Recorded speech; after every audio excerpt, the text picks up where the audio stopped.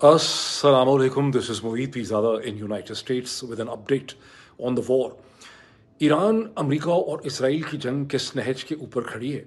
जहां Islamic Republic of Iran बेचारा तनतनहा न सिर्फ अमेरिका और इसराइल की मुत्तहदा कंबाइंड ताकत से नबरो आजमा है, बल्कि अपने जो मुस्लिम नेबर्स और हमसाए हैं, जिसमें तमाम अरब ममालिक के साथ साथ पाकिस्तान भी है, इन सब की मक्कारियाँ और इनकी मुनाफिकत के ख़िलाफ़ भी ईरान लड़ा है। हो सकता है अब तक ये सिचुएशन आपको क्लियर ना हो सकी हो सकता है आप ये समझ रहे हो कि जंग इसलिए हो रही है कि ईरान की लीडरशिप जो है उसकी दाढ़ियाँ हैं, वो क्लैरिक्स हैं, उन्होंने बड़ी ज़्यादतियाँ की हैं, उन्होंने प्रॉक्सीज़ बना रखी हैं। लेकिन अगर आप ऐसा सोचते हैं तो आपको इंटरनेशनल रिलेशंस की ABC भी समझ नहीं आई। ये लड़ाई एक खालिस्तान जियोपॉलिटिकल लड़ाई है, बिकॉज खित्ते में पहले ही अमेरिका और इसराइल का असर रसूख है, यहाँ मुकम्मल कंट्रोल है। ये जो ईरान की स्टेट है, ये आखिरी स्टेट है जो अमेरिका और इसराइल के असर रसूख के ख़िलाफ़ खड़ी है, ख़ास करके इसराइल के असर रसूख के ख़िलाफ़। और एक दफ़ा जब ये स्टेट कोलैप्स कर जाएगी, इसकी बागडोर भी इसराइल के हाथ में आ जाएगी, तो ग्रेटर इसराइल मारज़ वजूद में आ जाएगा। और अगर आप इस जंग की जियोपॉलिटिकल सिग्निफिकेंस को,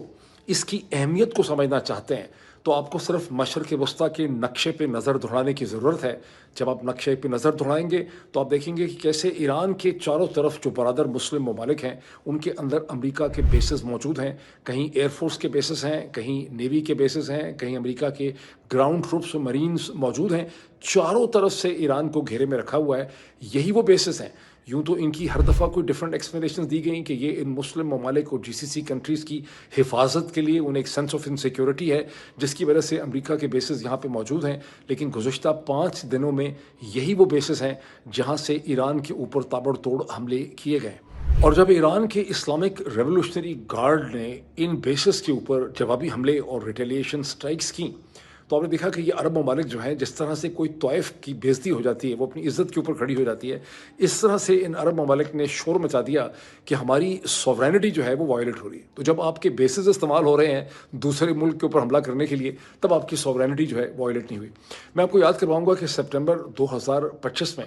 जब इसराइल ने दोहा में, जब हमास के लीडर्स को दोहा ने, कतर ने अपने ही गवर्नमेंट हाउसेस में ठहराया हुआ था गज़ा के हवाले से अमेरिका के साथ पीस टॉक्स में, तो इसराइल ने उनको में कुछ लोगों को मार डाला, उन्होंने फ़ज़ाई हमला वहाँ पे किया। तो अमेरिका ने इसराइल की सरजनिश तक नहीं की। उल्टा ये हुआ कि बेचारे कतर के जो प्राइम मिनिस्टर हैं, उन्हें दुहाई देने के लिए, इल्तजा करने के लिए अमेरिका ट्रैवल करना पड़ा, जहाँ 1 हफ्ते तक वो मुख्तलिफ लोगों के साथ जाके बेचारे माफ़ियाँ मांगते रहे और अपनी प्रोटेस्ट जो है वो लॉन्च करते रहे। इस वक्त क्या हो रहा है? इस वक्त ये हो रहा है कि ईरान के जो फॉरेन मिनिस्टर हैं अब्बास अरगची, वो रोज़ की बेसिस में हर घंटे उनका काम ये है कि वो तमाम GCC कंट्रीज़ की टॉप लीडरशिप को, फॉरेन मिनिस्टर्स को, वहाँ के फरमा रवाओं से फ़ोन पे बात करते हैं। उन्हें कहते हैं कि देखिए, आपको ये समझने की ज़रूरत है, हमारी लड़ाई आपके साथ नहीं है, हमारी लड़ाई खालिस्तान, हम तो सिर्फ अमेरिका के बेसिस जहाँ से हम पे हमले किए जा रहे हैं, हम उन बेसिस ही को स्ट्राइक कर रहे हैं। और अब तक ईरान ये एक्सप्लेन कर चुका है कि सऊदी अरब की जो अरामको की रिफाइनरीज़ हैं,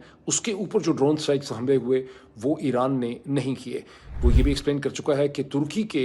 इनसर्कलिक बेस के ऊपर जो हमला हुआ वो भी ईरान से ओरिजिनेट नहीं हुआ। और सबसे मज़े की जो खबर है वो BBC की और स्काई न्यूज़ की है, जहां ब्रिटिश मिलिट्री ने खुद अपने मीडिया को ये बताया है, और ये फ्लैशिंग खबर थी, बहुत इंटरेस्टिंग, कि उन्होंने ये डिटर्मिन किया है इन्वेस्टिगेशन करके कि जो drone strike British Cyprus base पे हुई थी, वो ड्रोन फ्लाइट ईरान से ओरिजिनेट नहीं हुई थी। तो फिर ये ड्रोन फ्लाइट कहाँ से ओरिजिनेट हुई थी, जिसके बारे में ब्रिटिश मिलिट्री ने क्लैरिफाई नहीं किया। लेकिन अमेरिकन प्रोमिनेंट जो मीडिया पर्सनैलिटी हैं, जनाब टकर कार्लसन, उनका पॉइंट ऑफ व्यू बिल्कुल क्लियर है कि ये हमले मोसाद करवा रहा है, ये तुर्की के बेस के ऊपर या अरामको की फैसिलिटी के ऊपर या साइप्रस के ब्रिटिश बेस में, क्योंकि इसराइल फैसिलिटेट करना चाहता है अरब ममालिक GCC कंट्रीज़ के हमले और उनके जवाबी कार्रवाई जो है ईरान के ख़िलाफ़। इसी जियोपॉलिटिकल सिग्निफिकेंस को बेहतर समझने के लिए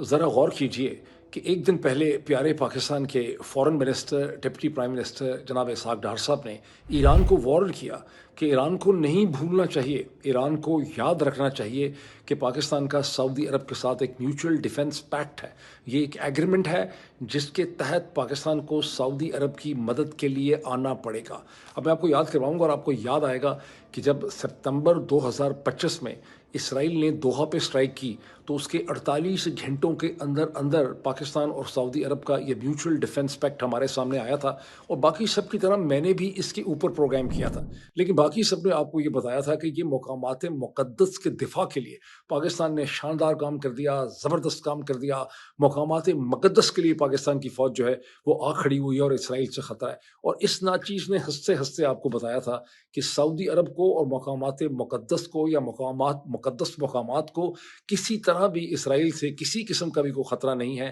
یہ سارا کا سارا میوچل ڈیفنس پیکٹ وہ ہے جو سعودی عرب گزشتہ کئی سالوں سے مانگ رہا تھا۔ اب ایک سرکمسٹانسز ایسے بلڈ اپ ہوئے ہیں کہ لوگوں کو پھدو بنایا جا سکتا ہے، لوگوں کو بے وقوف بنانے کے لیے اس وقت اس کا اعلان کر دیا گیا ہے، اور اس کا تمام تر مقصد جو ہے وہ ہوتیز ہیں، اس کا ہدف جو ہے وہ ایران ہے، خطرہ ایران سے ہے، ہوتی سے ہے، اور اصل وجہ یہ ہے کہ جو ایسٹرن سعودی عربیہ ہے جہاں تمام آئل کی ریفائنریز ہیں، جہاں آئل کے ریزروز ایگزسٹ کرتے ہیں، وہاں کی جو شیعہ پاپولیشن ہے اس سے سعودی حکومت جو ہے وہ خطرہ محسوس کرتی ہے۔ میں نے اس وقت آپ کو ایکسپلین کیا تھا۔ اب ظاہر ہے کہ اس اسٹیج کے اوپر اسحاق ڈار صاحب نے پیسے پورے کرنے کے لیے اور جو ہے نا وہ ٹکٹ کے پیسے پورے کرنے کے لیے اور سعودیز کو خوش کرنے کے لیے یہ اسٹیٹمنٹ دی ہے۔ پاکستان کی فوج کو اس اسٹیج کے اوپر آ کے ایران سے لڑنے کا پلاننگ یہاں پہ نہیں ہو رہی، تاہم اس سے آپ کو یہ جیو پولیٹیکل کنسٹرکٹ سمجھ آتا ہے کہ کیسے ایران تن تنہا نہ صرف امریکہ اور اسرائیل سے لڑ رہا ہے بلکہ وہ اسرائیل اور امریکہ کے جتنے پٹھو ہیں اس علاقے کے ان سے بھی لڑ رہا ہے، اور یہ بڑی ان ایکول اور بڑی مشکل قسم کی فائٹ ہے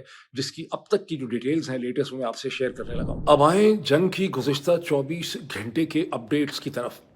وہ ایران جو تن تنہا امریکہ اور اسرائیل کے خلاف کھڑا ہے بلکہ پوری دنیا کے خلاف کھڑا ہے، وہ ایران جس پہ 1979 سے مسلسل سینکشنز ہیں، جس کے نتیجے میں اپنی اکانومی، اپنی معیشت، اپنے گیس اینڈ آئل سیکٹر کو ڈیولپ نہیں کر سکا،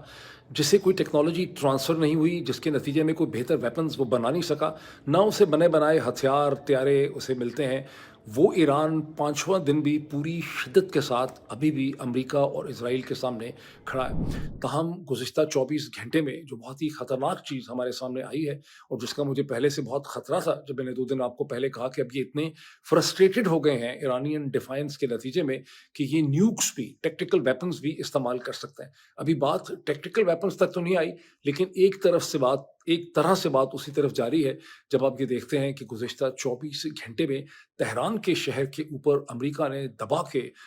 2000 پاؤنڈ کے وہی بم پھینکنے شروع کر دیے ہیں جو اس سے پہلے فلسطینی علاقے غزہ میں پھینکے جاتے تھے۔ یہ وہ بم ہیں جو پورا سیکٹر جو ہوتا ہے شہر کا اسے کھنڈر بنا دیتے ہیں۔ اور یاد رہے کہ تہران کی آبادی 9.8 ملین، تقریباً آپ کہہ سکتے ہیں کہ 10 ملین، 1 کروڑ کے قریب اس شہر کی آبادی ہے۔ یہ بہت ہی گنجان آباد شہر ہے، کہتے ہیں کہ اس کی پاپولیشن ڈینسٹی جو ہے وہ نیو یارک سے زیادہ ہے، اور نیو یارک سے زیادہ مطلب ڈینس یہ شہر ہے۔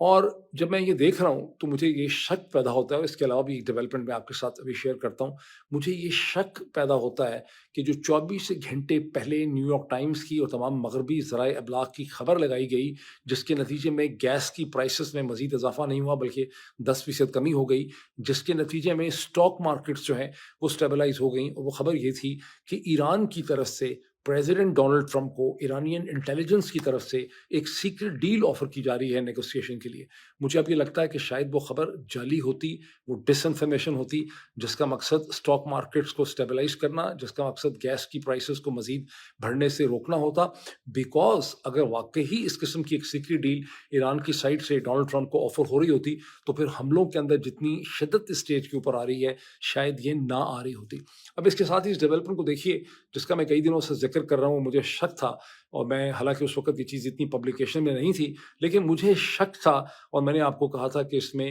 عراقی کرز جو ہیں، جو ایرانین عراقی کرز ہیں انہیں استعمال کیا جائے گا، جو عرب انسرجنٹس ہیں ساؤتھ میں انہیں استعمال کیا جائے گا، جو بلوچ ہیں انہیں استعمال کرنے کی بات ہوگی، جو ازیری ہیں نارتھ میں انہیں استعمال کرنے کی بات ہوگی۔ اب یہ کنفرم ہے کہ امریکہ کے صدر ڈونلڈ ٹرمپ نے، اور یہ کنفرم کیا ان کی اپنی اسپوکس پرسن کیرولین لیوٹ نے، کہ انہوں نے کردش لیڈرز کے ساتھ فون پہ بات کی ہے۔ ویسے کیرولین لیوٹ سینٹ کہتی ہیں کہ خدا نہ خواستہ ہمارے پریزیڈنٹ جو ہیں انہوں نے جو ہے وہ کردوں کے ساتھ مل کے ایران کے خلاف کوئی سازش نہیں کر رہے, ایسا کوئی پلان نہیں ہے, یہ باتیں غلط ہیں. لیکن انہوں نے کنفرم کیا کہ ان کی کردش لیڈرز کے ساتھ فون کے اوپر بات چیت ہوئی. I can comment on the fact that the president has held many calls with partners, allies, and leaders in the region, in the Middle East. He did speak to Kurdish leaders with respect to our base that we have in northern Iraq. یہ کون سے کردش leaders ہیں جن کے ساتھ phone کے اوپر بات ہوئی؟ اس پہ بہت مشہور لیڈرز ہیں جو لوگ اس خطے کی پالیٹکس سے واقف ہیں, ان کے ناموں سے بھی واقف ہیں. اس سے مسعود برزانی ہیں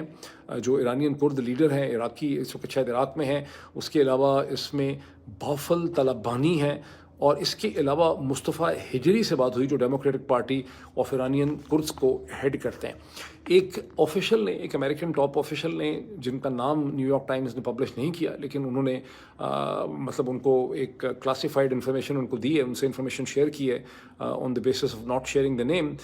جس میں انہوں نے کہا ہے کہ جو ٹاکس ہوئیں پریزیڈنٹ کے ساتھ وہ ہوئیں تو بڑے خوشگوار طریقے سے ہوئیں, پریزیڈنٹ سے بڑی عزت سے ان لوگوں نے بات کی, لیکن ان کی بڑی ریزرویشنز ہیں. ان کی ریزرویشن یہ ہے کہ امریکنز ان کو مروا دیں گے اور اینڈ ٹائم پہ ان کو استعمال کر لیں گے, ان کو چھوڑ دیں گے. وہ کہتے ہیں ان کے ساتھ 20-30 سال پہلے ایسا ہی ہوا تھا جب صدام حسین کے عراق کے خلاف انہیں ایشورنسز دی گئی تھیں. کردوں نے صدام حسین کے خلاف جنگ شروع کر دی, امریکیوں کا اپنا کام جب پورا ہو گیا تو انہیں چھوڑ دیا گیا, اور صدام حسین کی فوج نے اس وقت کردوں کا ایک خوفناک قسم کا میسیکر کیا تھا. تو انہیں ابھی بھی شک ہے کہ اس طرح کی کوئی صورتحال ان کے ساتھ ڈیولپ ہو سکتی ہے, اور وہ امریکہ سے ایشورنسز اور گارنٹیز جو ہے وہ مانگ رہے ہیں. اب اگر یہاں ایک سچویشن ہے تو دوسری طرف ایرانینز کو بھی اس کا اندازہ ہے, اور ایران کے فورن منسٹر عباس اراغچی جو ہیں انہوں نے عراقی جو پرائم منسٹر ہیں, اور عراقی پرائم منسٹر ان کے الائے ہیں محمد شیعہ السودانی, ان سے رابطہ قائم کیا ہے, اور ان سے انہوں نے یہ ریکویسٹ کی ہے کہ آپ یہ جو کرد لیڈرز ہیں اور کرد جو یعنی ملیشیاز ہیں ان کو ایران کے اندر داخل ہونے سے روکیں.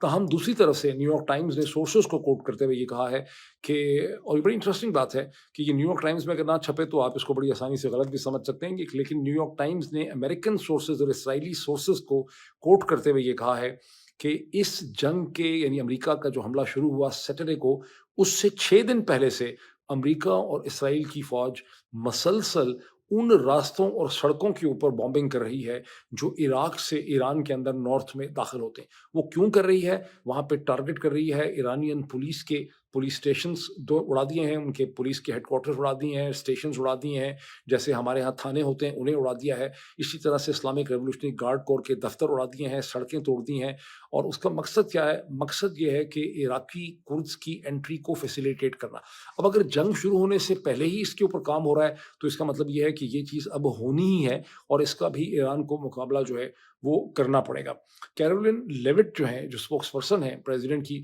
وہ کہتی ہیں کہ نہیں, ہمارا اس قسم کا کوئی پلان نہیں ہے. تاہم مارکو روبیو نے جو سیکرٹری اسٹیٹ ہیں, جب انہوں نے منگل کے دن انہوں نے بریفنگ دی, آف دا ریکارڈ بریفنگ دی انہوں نے کچھ سینیٹرز کو, congressman, member of house کو, تو وہاں پہ ان سے یہ سوال پوچھا گیا کہ آپ کردز کو بھی استعمال کر رہے ہیں ایران کے خلاف, آپ کا کیا ہے, آپ کی انٹینشنز ہیں؟ تو اس پہ سیکرٹری اسٹیٹ کہنے لگے کہ ہم نہیں کر رہے, ہم نے ان کو کوئی ویپنز بھی نہیں دیے, لیکن آپ اسرائیل کے اوپر کوئی ڈیپینڈ نہیں کر سکتے, اور اسرائیل کا کچھ پتہ نہیں کہ اسرائیل کیا کر رہا ہوگا. تاہم according to New York Times, senior CIA officials نے, وہ بھی ونس اگین ان نیمڈ ہیں, انہوں نے نیو یارک ٹائمز کو کنفرم کیا کہ یہ صحیح ہے کہ شروع اس کا کام اسرائیل نے ہی کیا تھا, اور یہ بنجامن نیتن یاہو کا پلان تھا, لیکن پھر بعد میں ہمیں بھی اس میں شامل کر لیا گیا ہے, اور اب ہم ان کو اسمال ویپنز دے رہے ہیں, ہم ان کو فائنینس اور ٹریننگ بھی دے رہے ہیں. اب کس طرح سے ایرانی اس چیز کا مقابلہ کر پائیں گے؟ گول یہاں پر یہ ہے کہ کرد ملیشیاز انٹر کر جائیں نارتھ سے ایران کے اندر, اور ایک نئی جنگ شروع ہو جائے, اور ایران کی فوج وہاں پر جب انوالو ہوگی تو پھر ایران کی فوج کے دستے اور جو ان کے گیرزن, ان کی جو ٹروپ موومنٹ ہوتی ہے, وہ امریکنز اور اسرائیلیز کو ویزیبل ہوگی, اور ان کے اوپر جو ہے حملے کیے جائیں گے. اور اس کی وجہ سے ترکی کے لیے ایک بہت بڑا سب نیشنلزم کا پرابلم ایک بار پھر کھڑا ہو جائے گا, اور ترکی گزشتہ 10-15-20 برس سے اسی چیز کو ہینڈل کرنے کی کوشش کر رہا ہے. The declaration of war is not a power that the President of the United States has. The Constitution makes it clear the declaration of war is the authority and the responsibility of Congress. Moving forward, گزشتہ 24 گھنٹوں میں American Saint کے اندر اس جنگ کو روکنے کی جو کوشش کی گئی وہ کامیاب نہ ہو سکی. وہ تو میں نے آپ کو پچھلے ویلاگ میں بھی بتایا تھا کہ اس کے چانسز خاصے کم ہیں, بیکاز ریپبلکن اپنے پریزیڈنٹ کو سپورٹ کریں گے. یہ وہ ریزولوشن تھی, وار ریزولوشن ایکٹ 1973 کے تحت, جسے سینیٹر ٹم کین جو ڈیموکریٹ ہیں ورجینیا سے وہ لے کر آئے تھے. بائی پارٹیزن بل تھا, بائی پارٹیزن کوشش تھی, اور ان کے ساتھ ریپبلکن سینیٹر تھے پال رینڈ جن کا تعلق کینٹکی سے ہے. جو اس پہ ووٹنگ ہوئی اس میں 48 ورسز 52 جو ریپبلکن اینڈ ایک ڈیموکریٹ ہیں انہوں نے اس ریزولوشن کے خلاف ووٹ ڈالا, اور 48 کے 48 جو ہیں یہ ڈیموکریٹس ہیں جنہوں نے اس ریزولوشن کے فیور میں ووٹ ڈالا, اور صرف ایک ریپبلکن ان میں ہے پال رینڈ جنہوں نے اس ریزولوشن کو اور پریزیڈنٹ کی جنگ کو روکنے کی یہاں پہ کوشش کی. ریپبلکنس کی یہاں پہ دلیل اور آرگومنٹ یہ تھی کہ اسٹیج کے اوپر اگر ہم جنگ کو روکتے ہیں تو امریکہ کی سپاہ اور فوج جو ہے اس کی زندگیاں جو ہے وہ خطرے میں پڑ سکتی ہیں, اور جو 6 سپاہی جو ہیں وہاں پہ اب تک کنفرم کیے گئے ہیں جو مارے گئے ہیں ان کو اس طرح سے ڈسکرائب کیا جا رہا ہے جیسے 6000 لوگ جو ہیں وہ مارے جا چکے ہیں. اور یہ اور بات ہے کہ اس بل کو جنوری سے اس قسم کے بل جو ہے ہاؤس میں اور سینٹ میں لانے کی کوشش ہو رہی تھی. فار انسٹنس کانگریس مین رو کھنا جو ہے تھامس میسی کے ساتھ, کانگریس مین تھامس میسی کے ساتھ جنوری سے اس جنگ کو روکنے کی کوشش کر رہے ہیں, لیکن چونکہ زائنس لابیز کا ہاؤس کے اندر بھی اور سینٹ کے اندر اتنا انفلوئنس ہے کہ انہوں نے یہ ریزولوشنز, یہ بل جو ہے وہ ٹیبل ہونے ہی نہیں دیے. اب میں نے ایک بڑی انٹرسٹنگ چیز دیکھی, میں نے ایک لائن پڑھی اسی بل کی ڈسکشن کے حوالے سے جہاں نیو یارک ٹائم میں لکھا ہوا تھا کہ سیکنڈ ورلڈ وار کے بعد جو 1945 میں ختم ہوئی ہے اس کے بعد سے کانگریس نے کسی بھی جنگ کی باقاعدہ منظوری نہیں دی. تو مجھے بڑا, میں تو چونک گیا کہ جنگ کی منظوری نہیں دی. جنگیں تو امریکہ نے 25-30 کی ہیں, سیکنڈ ورلڈ وار کے بعد سے جنگ کی منظوری نہیں دی, یہ کیا معاملہ ہے؟ تو پتہ چلا کہ جو کورین وار ہوئی بہت بڑی, جس میں پتہ نہیں 30 ملین لوگوں نے, یہ 30 یعنی پتہ نہیں 30-40 لاکھ امریکنز نے اس میں پارٹیسپیٹ کیا 1950 اور 1953 کی, وہ اقوام متحدہ کی ایک ریزولوشن کے ذریعے ہو گئی تھی. اس میں بھی امریکہ کے پریزیڈنٹ نے ایک ایگزیکٹو آرڈر ایشو کر دیا. لیکن مزے کی بات ہے کہ ویتنام کی جنگ کی بھی کانگریس نے کوئی اپروول نہیں دیا تھا, اور ویتنام کی جنگ بھی پریزیڈنٹ نے شروع کر دی, بعد میں کانگریس نے اس کی فنڈنگ وغیرہ دے دی, لیکن فارمل اپروول اس کا کبھی بھی نہیں ہوا. اسی طرح جو 2003 سے عراق کی جنگ شروع ہوئی اس کی بھی فنڈنگ بعد میں کانگریس نے دے دی, لیکن جنگ جو ہے اسے اس کا کوئی فارمل اپروول کانگریس نے نہیں دیا تھا. اور ویتنام کی جنگ جو ہوئی 1973 میں اسی لیے وار پاورز ایکٹ لایا گیا تاکہ پریزیڈنٹ جو ہے اگر جنگ شروع کرتا ہے, اس کو جنگ شروع کرنی پڑ جاتی ہے تو 48 گھنٹے کے اندر وہ ان رائٹنگ کانگریس کو انفارم کرے گا. جو اس کیس میں پریزیڈنٹ نے 48 گھنٹے سے زیادہ دیر لگائی ہے کہ اس کے کیا ریزنز ہیں, اس کو کیوں ایسا شروع کرنا پڑا, اور 60 یا 90 دن کے اندر اس کو ہاسٹیلٹیز ختم کرنی پڑیں گی جنگ کی, انلیس کہ اس کو کانگریس جو ہے وہ جنگ کو آتھرائز کرے. اس کا مطلب یہ ہے کہ کانگریس کا یہ تمام قانون جو ہے وار پاورز ایکٹ 1973 کا, وہ موجودہ ٹیکنالوجی کی موجودگی میں بالکل ریڈنڈنٹ اور بیکار ہو چکا ہے, بیکاز اب امریکہ کو کہیں پر بھی 60 سے 90 دن کی جنگ کرنے کی ضرورت نہیں ہے. اور پریزیڈنٹ ٹرمپ کی پوری کوشش ہے کہ ایک ہفتہ میرا گزر گیا, زیادہ سے زیادہ 4 اور ہفتوں کے اندر میں اس جنگ کو مکا لوں گا, یعنی 60 دنوں کے اندر ظاہر ہے کہ میں جنگ کو ختم کر لوں گا اور مجھے ایران کے اوپر مکمل کنٹرول جو ہے وہ مجھے حاصل ہو جائے گا. اب میں نے 2024 کے الیکشن سے پہلے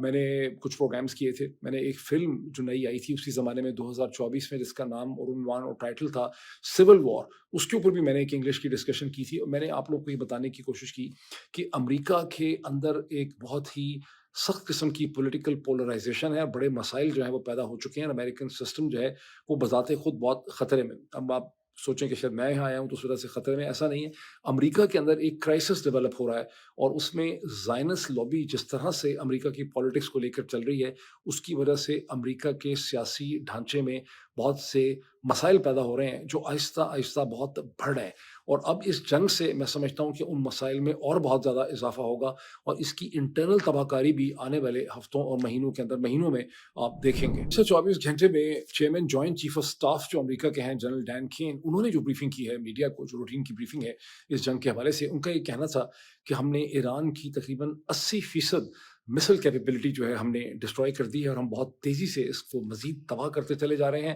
اب ہم نے ایران کے کوسٹل ایریاز جہاں سے ایران جو ڈفرینٹ واٹر ویز ہیں اس کو ٹارگٹ کر سکتا ہے, ہمارے بیسز کو ٹارگٹ کر سکتا ہے, وہاں سے ہم ایرانین فوج کو پیچھے ہٹا رہے ہیں, اور ہم اندر کی طرف جو ہیں جائیں گے. ہمیں اسکائز کی ایک ماسٹری جو ہے وہ حاصل ہو سکتی ہے. اور ریزن اس کا جو بتایا جاتا ہے, جو میں نے انویسٹیگیٹ کیا ہے, وہ یہ ہے کہ جیسے ہی ایرانی اپنے میسل لانچرز کو استعمال کرتے ہیں, امریکنز اور اسرائیلیز جو ہیں وہ ان کو لوکیٹ کر لیتے ہیں, اور اس کے بعد وہ بہت آسانی سے ان کے میسل لانچرز کو ناکارہ کر دیتے ہیں, ان پہ حملہ کرتے ہیں. حامد رضا عزیزی ایک ایرانین اسکالر ہیں جو اس جنگ پہ کامنٹ کر رہے ہیں اپنے ٹویٹر ہینڈل پہ، جرمنی کے اندر موجود ہیں. وہ بہت ایک ایکوریٹ پکچر پیش کرتے ہیں اور وہ بھی کنفرم کرتے ہیں فرام ایرانین سورسز کہ واقعی ایران کو اپنے میسائلز کو اسمبل کرنے، ری آرگنائز کرنے اور حملے کرنے میں ان کو خاصی دقت ہو رہی ہے. اور امریکن سورسز یہ کہتے ہیں کہ پہلے دن میں اندازاً 300 کے قریب میسائلز انہوں نے فائر کیے، دوسرے دن اس سے آدھے کیے، تیسرے دن اور کم کیے، اور اب جو دن گزرا ہے، چوتھا پانچواں دن گزرا ہے، اس میں پتہ نہیں 20 25 30 میسائلز انہوں نے فائر کیے، اور ان کی مسل فائرنگ کیپیبلٹی جو ہے وہ بہت زیادہ ریڈیوس ہو چکی ہے. دوسری طرف بعض سورسز یہ کہتے ہیں کہ یہ ایک حکمت عملی اور اسٹریٹجی بھی ہو سکتی ہے، بیکاز جو اسلامک ریولوشنری گارڈ کور ہیں ان کے مقاصد یہ ہیں کہ کمرشل جو ٹریفک ہے اور جو کمرشل انرجی کی نیٹ ورکنگ ہے اور جو اس کا سسٹم ہے اس کو ڈسرپٹ کیا جائے اکراس جی سی سی، اور دنیا کو اس کا احساس دلایا جائے کہ جنگ جو ہے یہ بڑی مہنگی ہے، اور اس میں ان کو بہت حد تک کامیابی ہوئی ہے. At the same time Iranian sources یہ بھی تو بار بار دعویٰ کرتے ہیں کہ ان کے پاس ہائپرسونک میسائلز بھی ہیں اور جن کا وہ استعمال کر سکتے ہیں. یہ اور بات ہے کہ امریکن سورسز کو میں نے پڑھا ہے، ان کے ایکسپرٹس کہتے ہیں پینٹاگون کے کہ ان کے پاس ہائپرسونک مسلز نہیں ہوں گے، اگر ہوں گے تو بہت کم ہوں گے. جہاں سے تھوڑا سا تعجب یہ ہوتا ہے کہ سوشل میڈیا پہ مسلسل یہ کلیم کیا جا رہا ہے کہ ایرانی ہائپرسونک مسلز کا اسرائیل کے خلاف استعمال کر رہے ہیں اور ڈفرینٹ جگہوں پہ کر رہے ہیں، لیکن امریکن سورسز کا کہنا ہے کہ ان کے پاس ہے ہی نہیں، ابھی ہم نے دیکھے نہیں ہیں. اس کا مطلب یہ ہے کہ سوشل میڈیا میں جس کو ہائپرسونک مسائل کہا جا رہا ہے وہ ہائپرسونک مسائلز نہیں ہیں، وہ بلکہ وہ نسبتاً بہتر اور فاسٹر جو مسائلز ہیں وہ ان کی فوٹیج ہے جس کو ہائپرسونک سمجھا جا رہا ہے. اچھا، اب اسلامک ریولیوشنری گارڈ جو ہیں ان کا جو فوکس ہے وہ بنیادی طور پہ ابھی بھی اسٹریٹ آف ہارمز انہوں نے بند رکھی ہوئی ہے. وہاں پر اب تک میرا خیال ہے 7 ویسلز جو ہیں اس کے آگے پیچھے ان کو نشانہ بنایا گیا ہے، اس میں سے کچھ ٹینکرز ہیں، کچھ نان ٹینکرز ہیں، جس کے نتیجے میں اسٹریٹ آف ہارمز بند ہے. اور اس کی اوپر جتنی انرجی ڈپینڈنس ہے، اور گزشتہ 24-36 گھنٹوں میں جب قطر نے بھی اپنا جو مین اسٹیٹ سپلائی تھی گیس کی جو یورپ اور ایشیا کے لیے تھی، جب انہوں نے بند کر دی، انہوں نے فورس میجور جو ایک لیگل کانسیپٹ ہے جس میں اب کہتے ہیں کہ یہ ہمارے حالات ہمارے کنٹرول سے باہر ہو چکے ہیں، ہم اس کے لیے رسپانسبل نہیں ہیں، تو فورس میجور کا کانسیپٹ انووک انہوں نے کیا، انہوں نے سپلائی بند کر دی. وہ اسلامک ریولوشنری گارڈ کور کی ایک بہت بڑی کامیابی ہے. تاہم ایک دن پہلے فرانس کے پریزیڈنٹ جو ہیں ایمانوئل میکرون، ان کا یہ کہنا ہے کہ فرینچ ایک نیول فورس تشکیل دیں گے جو اسٹریٹ آف ہارمز سے آئل سپلائی اور ٹریفک جو ہے کمرشل اسے ریزیوم کرنے کی کوشش کرے گی. امریکنز نے بھی کہا تھا کہ وہ کریں گے، لیکن انہوں نے اس کے حوالے سے کیا کچھ بھی نہیں ہے. اچھا، اب یونائٹڈ اسٹیٹس کی صورتحال مزید افیکٹس اگر آپ دیکھیں تو ایئرپورٹس بند ہیں ابھی تک، اور تینوں جو بڑی کمرشل ایئر لائنز ہیں مشرق وسطیٰ کی، جس میں ایمریٹس ہے، جس میں ابو ظہبی کی اتحاد ہے، جس میں قطر ایئرز ہے، ان کی فلائٹس بند ہیں. آپ یہ کہہ لیں کہ اب تک کی ہزاروں فلائٹس جو ہیں گزشتہ 5 دن سے نہیں ہوئی، جس کی وجہ سے وہ لوگ جس علاقے سے نکلنا چاہتے ہیں اور جو اس میں آنا چاہتے ہیں ان کو شدید دقت کا سامنا ہے. تمام کمرشل ایکٹیویٹی جو ہے جی سی سی کنٹریز کی وہ ٹھپ ہو چکی ہے. امریکہ کے اسٹیٹ ڈپارٹمنٹ نے کنفرم کیا ہے کہ تقریباً 17,500 امریکن سٹیزن جو ہیں ان کو جی سی سی کنٹری سے ایویکویٹ کر دیا گیا ہے. فرانس کہتا ہے کہ اس کے 4 لاکھ لوگ یہاں پہ ہیں، ان کو ایویکویٹ کرنے کی کوشش کر رہا ہے. ہندوستانی اپنے لوگوں کو ایویکویٹ کرنے کی کوشش کر رہے ہیں، اور بہت سی اور نیشنلٹیز بھی. اس کا مطلب ہے کہ جو کمرشل ایکٹیویٹی اور بزنس ایکٹیویٹی ہے جی سی سی کنٹریز کی وہ بہت بری طرح سے متاثر ہوئی ہے. اور یہی مقصد ہے اسلامک ریولوشنری گارڈ کور کا کہ اس کا ایک پریشر جو ہے وہ ملٹی پلائی کر کے امریکنز پہ پہنچے. یو ایس سورسز یہ بھی کنفرم کرتے ہیں کہ پاکستان کے تینوں چاروں کونسولیٹس ہیں، کراچی، لاہور، اسلام آباد یا پشاور، وہاں سے امریکن سٹاف کو جو بہت کم کر دیا گیا ہے، بہت سٹاف کو نکال دیا گیا ہے، اور جتنے آپریشن ہیں ان کے وہ تقریباً ٹھپ ہو چکے ہیں. کاسٹس جو ہیں اس کے بارے میں دیکھ رہا تھا کہ ٹونی بلنکن جو فارمر سیکرٹری اسٹیٹ ہیں وہ ایک ٹیلی ویژن پروگرام میں کہہ رہے تھے کہ اس جنگ کی کاسٹ بہت مشکل ہے. اس کی وجہ یہ ہے کہ ایران جو ہے وہ بہت ہی سستے قسم کے ڈرونز اور میسائلز بناتا ہے. اس کی ڈرونز کی کاسٹ جو ہے وہ $30,000 سے کم ہے، جبکہ امریکہ ان ڈرونز کو ناکام بنانے کے لیے $1.1 ملین سے $4 یا $5 ملین پر ڈرون جو ہے وہ خرچ کرتا رہا ہے. اور ایک ایسٹیمیٹ چل رہا ہے کہ ایک دن کی کاسٹ کم از کم بھی $1 بلین امریکن ٹیکس پیئر کو پڑ رہی ہے، اور اب تک تقریباً اس لحاظ سے $5 سے $6 بلین جو ہیں وہ خرچ ہو چکے ہیں. تو یہ خرچہ ظاہر ہے کہ اس پہ لوگ سمجھتے ہیں کہ یہ بالکل ان مینیجبل خرچہ ہے. لیکن ایٹ دا سیم ٹائم اگر اس جنگ کے آخر میں ایران کی اکانومی کو وینیزویلا کی طرح امریکہ کنٹرول کر لے تو پھر ظاہر ہے کہ یہ خرچہ بڑا بیئریبل بن جاتا ہے، بیکاز آپ اس آئل کو اپنی مرضی سے استعمال کریں گے، اس کو کیسے بیچنا ہے، کس پرائس پہ بیچنا ہے، اس کے سیکٹر میں کیسی آپ نے انویسٹمنٹس کرنی ہے، وہ بھی اگر امریکہ کے ہاتھ میں آ جاتا ہے. ایران کے مسل کیپیبلٹی نہیں ہوگی فیوچر میں، یہ بھی امریکہ کے ہاتھ میں آ جاتا ہے. تو پھر یہ $5, $10, $15 بلین کی کاسٹ جو ہے وہ خاصی آپ کو ایک افورڈیبل کاسٹ. اب یہ وہ صورتحال ہے جس میں تمام نگاہیں چین کی طرف مرکوز ہیں. یہ سوال مختلف پبلیکیشنز میں مختلف اینالسٹ کی طرف سے، انٹرنیشنل ریلیشنز کے جو ایکسپرٹس ہیں ان کی طرف سے اٹھایا جا رہا ہے کہ کیا وجہ ہے کہ کیا ہو گیا کہ چین نے اپنے حلیف ایران کو بالکل ابینڈن کر دیا، تن تنہا چھوڑ دیا. اس ایران کو جو برکس کا بھی ممبر ہے، اس ایران کو جو SCO شنگھائی کوآپریشن آرگنائزیشن کا بھی ممبر ہے، وہ ایران جس کے ساتھ ایک ملٹی ڈائمینشنل اسٹریٹجک ریلیشن شپ چین نے 2021 میں قائم کیا، تقریباً $400 بلین کی انویسٹمنٹ کا، وہ ایران جس کو سعودی عرب سے جس کے تعلقات کو بہتر کرنے میں چین کا بڑا رول تھا، اسے چین نے کیسے ابینڈن کر دیا. اب اس کی بہت سی ایکسپلینیشنز ہیں، اور وہ ڈفرینٹ ایکسپلینیشنز یہ ہیں کہ چین کی وزڈم جو ہے وہ بڑی ڈفرینٹ قسم کی ہے. چینی بہت لمبا سوچتے ہیں، چینی جنگوں میں نہیں پڑنا چاہتے، چینی جو ہے وہ اپنی اکانومی پہ فوکس کرنا چاہتے ہیں. اور لیکن ان تمام ایکسپلینیشنز کو میں نے دیکھا ہے، مجھے ایسا لگتا ہے کہ ان تمام ایکسپلینیشنز میں سے جو اصل وجہ ہے وہ یہ ہے کہ چین کی اپنے ساحلوں سے اور اپنی بارڈر سے دور فزیکل پاور پروجیکشن کرنے کی کیپیبلٹی اور کیپیسٹی ابھی اتنی نہیں ہے، اور اس کی ڈپلومیسی جو ہے اس کے اندر بھی اگر ایک ڈیفیسٹ ہے وہ اسی وجہ سے ہے. اور یوکرین کی جنگ کے بعد جو چین اور روس کے درمیان میں 2012 13 14 میں نسبتاً بہت بہتر کوآرڈینیشن ہو رہی تھی مشرق وسطیٰ کے حوالے سے، وہ کوآرڈینیشن بھی اس وقت ایبسنٹ ہے. اور یہ وہی سیٹس آف سرکمسٹانسز ہیں جس کے درمیان میں امریکہ کے صدر نے اور اسرائیل نے اس موقع کا فائدہ جو ہے وہ اٹھایا. ہمارا اس میں جو لیٹسٹ خبر ہے وہ یہ ہے کہ چین جس نے پہلے ہی unlike many Muslim countries ایران پہ امریکہ اور اسرائیل کے حملے کو شدید الفاظ میں کنڈیم کیا ہے، چین کی طرف سے یہ اعلان کیا گیا ہے کہ چین بہت جلد ایک انوائے بھیجے گا مشرق وسطیٰ کے لیے، اسپیشل انوائے. کس کو بھیجے گا، کب بھیجے گا یہ کلیئر نہیں ہے، لیکن انوائے جو ہے وہ مشرق وسطیٰ کے اندر اس کانفلکٹ کو ختم کرنے کی کوشش کرے گا. ابھی کون سی ایسی شخصیت ہوگی جو اس میں کامیاب ہوگی؟ تاہم ایک اور بڑی امپورٹنٹ چیز یہ ہے کہ پریزیڈنٹ ٹرمپ اور پریزیڈنٹ شی جن پنگ کے درمیان مارچ کے آخر میں جو بہت امپورٹنٹ سمٹ میٹنگ ہونی تھی، جس کے حوالے سے امریکنز نے باقاعدہ اس کی تاریخ کا اور اس کی اہمیت کا اعلان کیا ہوا ہے، اور اس کے بارے میں پریزیڈنٹ ڈونلڈ ٹرمپ کو بڑی جستجو ہے کہ وہ تمام مسائل کا حل نکال سکیں گے. چائنیز نے کبھی بھی اس کی ڈیٹ کنفرم نہیں کی تھی، لیکن اب انڈیکیشن یہ ہے کہ وہ میٹنگ نہیں ہو سکے گی، چونکہ اس حملے کے نتیجے میں چینی بہت بھرم ہیں اور بہت اپسیٹ ہیں، اور وہ شاید اس اسٹیج کے اوپر پریزیڈنٹ شی جن پنگ کی پریزیڈنٹ ڈونلڈ ٹرمپ کے ساتھ ملاقات نہیں ہو سکے گی. اگر یہ چیز ہوتی ہے تو یہ بذات خود جو ہے وہ چین کا امریکہ کے اوپر اور پریزیڈنٹ ٹرمپ کے اوپر ایک خاصا بڑا پریشر ہوگا. ابھی اتنا ہی، پھر آپ سے ملاقات ہوتی. Thank you.